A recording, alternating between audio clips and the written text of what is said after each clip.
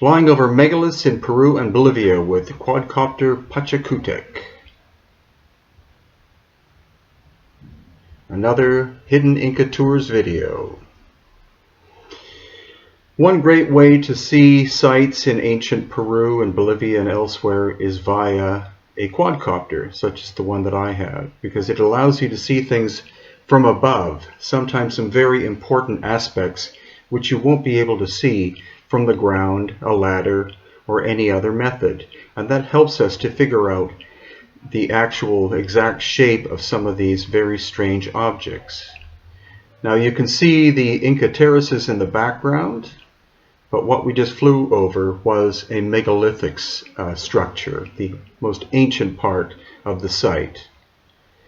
This site is called Chinchero, and that was also in the previous video clip. And you can see the mastery of the work of the Inca. The Inca were not the megalithic builders, they came much later. The Inca arrived in the Cusco area about 1000 AD, and they built with fieldstone and mortar. Here we have a phenomenal example of what the Inca were capable of doing. This is called Moray or Moray, in between Cusco and the Sacred Valley of Peru. Some people believe that it's an experimental station or was an experimental station for agriculture. Others believe that it was a massive coliseum. It could in fact have been both. Seasonally it could have been used to experiment with agriculture, and then when that was not in use, then its function was that of a massive amphitheater.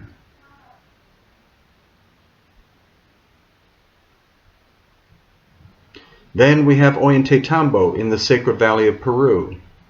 Again, here you can see the incredible work that the Inca were able to do with fieldstone and clay mortar, building these massive terracing systems called andenes.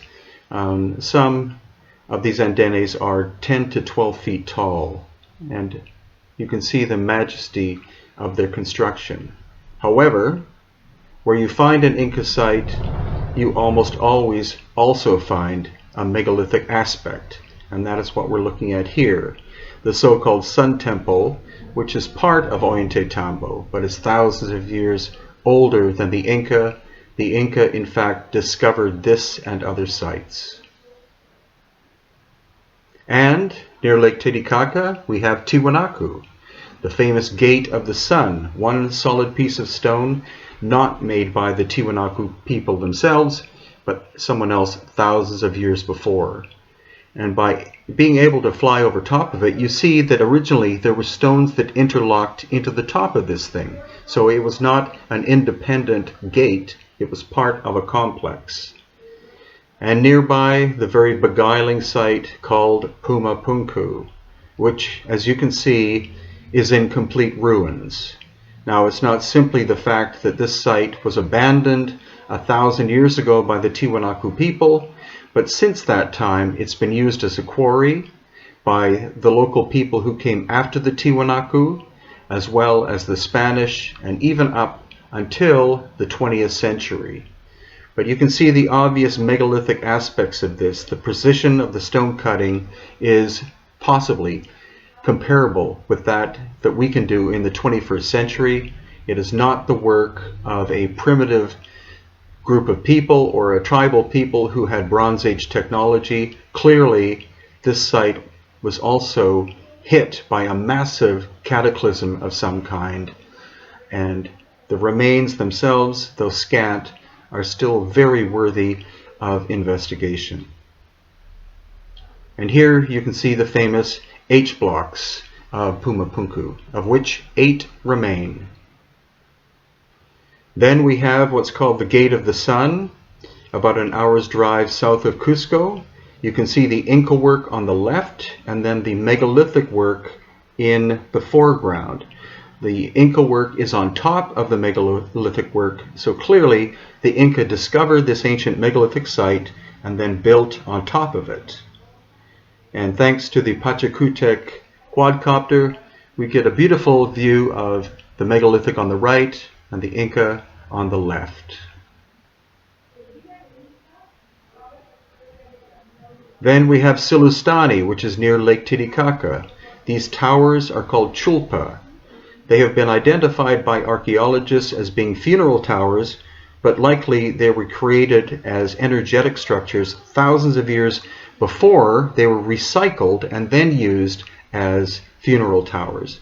The damage present in this site again displays that they were the victim of a massive catastrophic damage probably thousands of years ago, and the damage could have been done at the same time as the damage we see at Ollantaytambo and Sacsayhuaman and other sites in Peru. As well, another site called Cutimbo, where we have square Chulpa towers. Once again, megalithic. We don't know where this stone came from. It's not local. It was brought in from a great distance, quite possibly. And that's what we find at many of the megalithic sites. The stone is not local, but was brought in sometimes from 50 kilometers or more away. Very different from the way the Inca constructed, because they used local stone. This is an Inca construction on the island of the Moon in Lake Titicaca.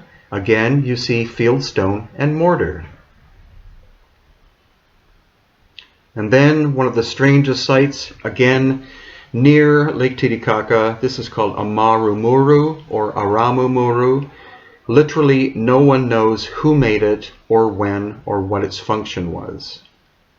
And finally, we have a site of the Inca inland from Paracas, Peru, and this is called Colorado, or the Temple of Colorado.